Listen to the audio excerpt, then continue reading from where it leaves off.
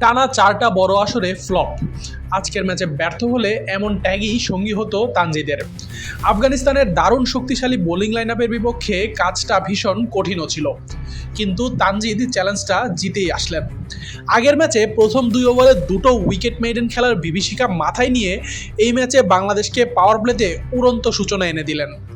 পরে কিছুটা স্লো হয়ে গেলেও ডু অর ডাই ম্যাচে 31 বলে 52 রানের ইনিংস খেলে ভিতটা ঠিকই গড়ে রেখে গেছেন তানজিদ তামিম। তানজিদ ছন্দে থাকলে যা করেন তাই করতে পেরেছেন শুরু থেকেই। ফজল হক ফারুকীকে দিয়ে শুরু করলেন, যদিও শুরুতেই তাকে জীবন উপহার দেন আফগান উইকেটরক্ষক গুরবাজ। এরপর থেকেই তানজিদের রুদ্রমূর্তি। পাওয়ার প্লেতেই মাত্র 12 বল খেলে 32 রান করে রীতিমতো ঘাবড়ে দেন ফারুকি গাজনফারদের। পাওয়ার প্লের শেষ ওভারে গাজনফারের বলে 2টো দর্শনীয় ছক্কা মেরে বাংলাদেশকে বড় স্কোরের স্বপ্ন দেখাতে থাকেন। মিস্ট্রি স্পিনারদের নিয়ে বাংলাদেশের ব্যাটারদের জুজু কাজ করে সবসময়।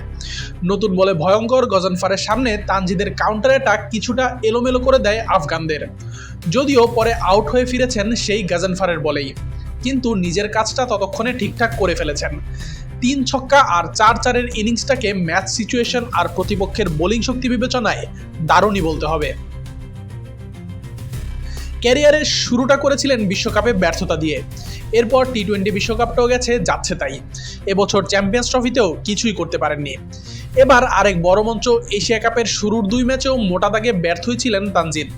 তাই শেষ ম্যাচটা এক প্রকার অগ্নি পরীক্ষায় ছিল তামিমের জন্য। মাস্ট উইন ম্যাচটায় পারফর্ম করে অন্তত চাপের মুখে পারফর্ম করার সামর্থ্যটার জানান দিয়ে গেছেন ভালোভাবেই। আশিকুর রহমান শান্ত, ডি স্পোর্টস।